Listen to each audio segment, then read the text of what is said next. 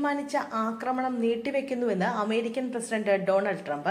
ഇറാനുമേൽ ഇതുവരെ കാണാത്ത ആക്രമണം നടന്നേക്കുമെന്നായിരുന്നു ട്രംപ് പറഞ്ഞിരുന്നത്.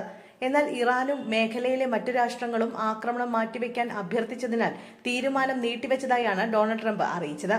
സമൂഹമാധ്യമ പ്ലാറ്റ്ഫോമായ ട്രൂത്ത് സ്പെഷ്യൽ പങ്കുവച്ച കുറിപ്പിലാണ് ട്രംപ് ഇക്കാര്യം വ്യക്തമാക്കിയത്.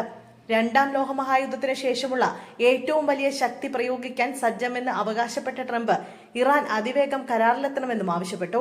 ഹോർമൂസ് ഉടനെ തുറക്കണമെന്നാണ് ആദ്യ ഉപാധി.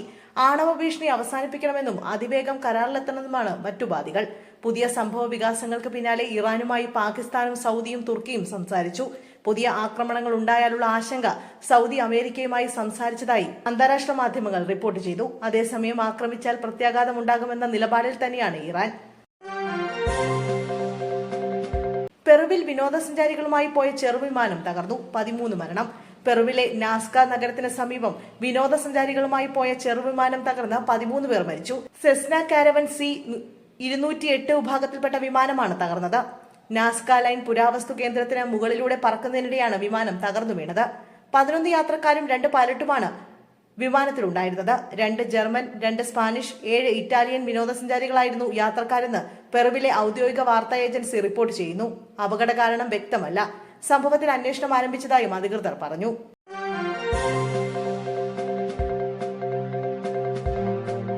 ഫ്ളാറ്റ് ഒഴിപ്പിക്കാനെത്തിയ വീട്ടുടമയുടെ ഭാര്യയുടെ മുഖത്തേക്ക് വെടിവെച്ച അഭിഭാഷകൻ. കോടതി ഉത്തരവുമായി ഫ്ളാറ്റ് ഒഴിപ്പിക്കാനെത്തിയ വീട്ടുടമയുടെ ഭാര്യയുടെ നേർക്ക് വെടിയുതിർത്ത 67 വയസ്സുകാരനായ അഭിഭാഷകനെ പോലീസ് അറസ്റ്റ് ചെയ്തു. ചണ്ഡീഗഡിലെ സെക്ടർ 42-ലാണ് സംഭവം. വീട്ടുടമസ്ഥൻ രാജീന്ദർ സിംഗിന്റെ ഭാര്യ മൻവീന്ദർ കൌറിന് നേരെയാണ് വാടകക്കാരനായ JPS ചഡ ലൈസൻസുള്ള തോക്ക് ഉപയോഗിച്ച് വെടിവെച്ചത്. വെടിയുണ്ടയുടെ ചീളുകൾ മുഖത്ത് തറച്ച മൻവീന്ദറിനെ PGIMER ആശുപത്രിയിൽ പ്രവേശിപ്പിച്ചു. കഴിഞ്ഞ 36 വർഷമായി ഈ ഫ്ളാറ്റിൽ താമസിക്കുന്ന ചടയും ഫ്ളാറ്റിന്റെ ഉടമയുമായി ഏറെക്കാലമായി തർക്കം നിലനിന്നിരുന്നു. കോടതി ഉത്തരവിനെ തുടർന്ന് ശനിയാഴ്ച ഫ്ളാറ്റ് ഒഴിപ്പിക്കുന്നതിനുള്ള നടപടികൾക്കായി കോടതി ബെയിലിഫിനും പോലീസിനുമൊപ്പമായിരുന്നു മൻവീന്ദർ കൌറും എത്തിയത്. എന്നാൽ ചഡ വാതിൽ തുറക്കാൻ തയ്യാറായില്ല. കോടതി ഉത്തരവിന്റെ അടിസ്ഥാനത്തിൽ പൂട്ടുപൊളിച്ച ഫ്ളാറ്റിന്റെ കൈവശാവകാശം ഉടമയ്ക്ക് കൈമാറാൻ അധികൃതർക്ക് അനുമതി ഉണ്ടായിരുന്നതിനാൽ പോലീസ് പൂട്ടുപൊളിച്ചു. ഇതിനിടെ തോക്കുമായി ബാൽക്കണിയിലെത്തിയ ചട വെടിയുതിർക്കുകയായിരുന്നു. വീണ്ടും തോക്കിൽ വെടിയുണ്ട നിറയ്ക്കാൻ ശ്രമിക്കുന്നതിനിടെ പോലീസ് ചടയെ കീഴ്പ്പെടുത്തി കസ്റ്റഡിയിലെടുത്തു.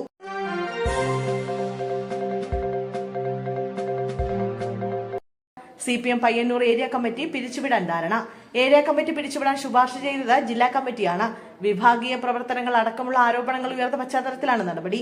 ഇത് പരിശോധിക്കുന്നതിനായി പാർട്ടി നിയോഗിച്ച അന്വേഷണ കമ്മീഷന്റെ ശുപാർശ കഴിഞ്ഞ ദിവസം ചേർന്ന ജില്ലാ കമ്മിറ്റി ചർച്ച ചെയ്തിരുന്നു. ഒരു ദിവസം നീണ്ടുനിന്ന ചർച്ചയ്ക്ക് പിന്നാലെയാണ് ഏരിയ കമ്മിറ്റി പിരിച്ചുവിടാമെന്ന് ജില്ലാ കമ്മിറ്റി തീരുമാനത്തിലെത്തിയത്. 2 അംഗ കമ്മീഷൻ ജില്ലാ കമ്മിറ്റിക്ക് മുന്നിൽ വെച്ചതും ഇതേ ശുപാർശയായിരുന്നു.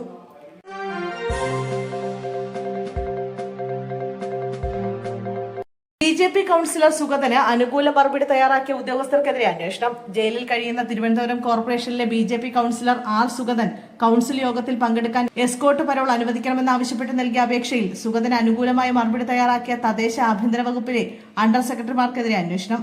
സുഗതന്റെ അപേക്ഷ നിരസിക്കണമെന്ന് തദ്ദേശ മന്ത്രി KM ഷാജി നിർദ്ദേശിച്ചിരുന്നുവെന്നാണ് വിവരം. ആഭ്യന്തര മന്ത്രി രമേശ് ചെന്നിത്തലയോ വകുപ്പിലെ ഉന്നത ഉദ്യോഗസ്ഥരോ സുഗതന്റെ കത്തിനെക്കുറിച്ചോ തദ്ദേശ വകുപ്പിനോട് അഭിപ്രായം ആരാഞ്ഞതിനെക്കുറിച്ചോ അറിഞ്ഞില്ല. ഈ സാഹചര്യത്തിൽ സുഗതന് അനുകൂലമായ മറുപടി കത്ത് തയ്യാറാക്കിയതിൽ വീഴ്ച ഉണ്ടായെന്ന് വിലയിരുത്തലാണ് അന്വേഷണം.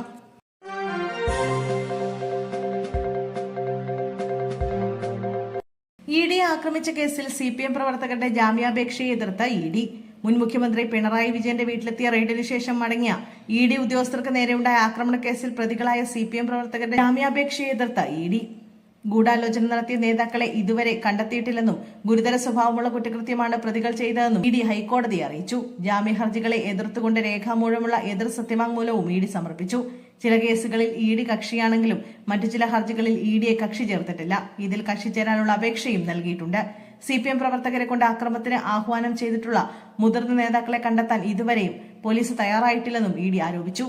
70 ദിവസത്തിലേറെയായി CPM പ്രവർത്തകർ ജയിലിൽ കഴിയുകയാണ്. ഇനി തങ്ങളെ ജുഡീഷ്യൽ കസ്റ്റഡിയിൽ പാർപ്പിക്കേണ്ട കാര്യമില്ലെന്നും ജാമ്യം അനുവദിക്കണമെന്നും ആവശ്യപ്പെട്ടാണ് CPM പ്രവർത്തകർ ഹൈക്കോടതിയിലെത്തിയിരിക്കുന്നത്.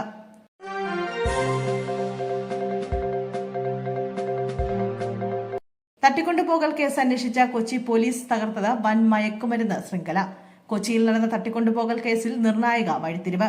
സംഭവത്തിനു പിന്നിൽ പ്രവർത്തിച്ച വൻ മയക്കുമരുന്ന് ശൃംഖലയെ കൊച്ചി സിറ്റി പോലീസ് തകർത്തു. ജൂലൈ 29 രാത്രി മരട് ഭാഗത്ത് സ്കൂട്ടറിൽ സഞ്ചരിക്കുകയായിരുന്ന യുവാവിനെ മാരുതി സ്വിഫ്റ്റ് കാറിലെത്തിയ സംഘം ബലമായി തട്ടിക്കൊണ്ടുപോകുന്നത് കണ്ട ഫുഡ് ഡെലിവറി ബോയുടെ മൊഴിയുടെ അടിസ്ഥാനത്തിലാണ് മരട് പോലീസ് കേസെടുത്ത് അന്വേഷണം ആരംഭിച്ചത്.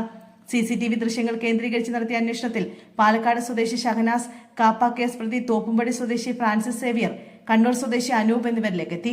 കേസുമായി ബന്ധപ്പെട്ട ഡാൻസർ സംഘം വെണ്ണിലയിൽ നടത്തിയ പരിശോധനയിൽ ജൂലൈ 30-ന് 4.48 ഗ്രാം MDMA-യുമായി 4 പേരെ അറസ്റ്റ് ചെയ്തു.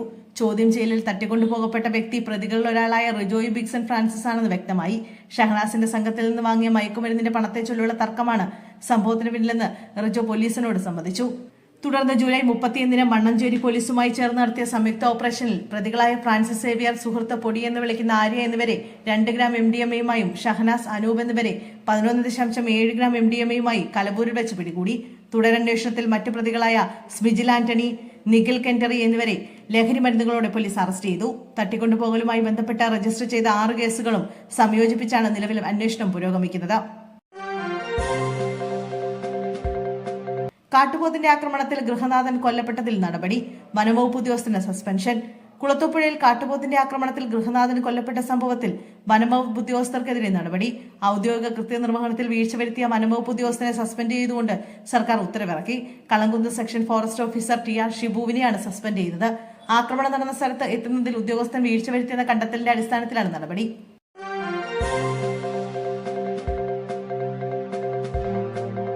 പൂനെയിൽ 3-അംഗ മലയാളി കുടുംബത്തെ മരിച്ച നിലയിൽ കണ്ടെത്തി. പൂനെ പ്രിംബിയിൽ താമസിക്കുന്ന തിരുവനന്തപുരം വട്ടിയൂർക്കാവ് സ്വദേശി വിനോദ് PS, ഭാര്യ സിൽജ പിള്ള, മകൾ പൂർണിമ എന്നിവരാണ് മരിച്ചത്. സാമ്പത്തിക പ്രശ്നങ്ങൾ ഉണ്ടായിരുന്നുവെന്നും ഇതാണ് മരണത്തിലേക്ക് നയിച്ചതെന്നുമാണ് സൂചന. മുറിയിൽ നിന്നും ആത്മഹത്യാ കുറിപ്പ് കണ്ടെത്തിയിട്ടുണ്ട്.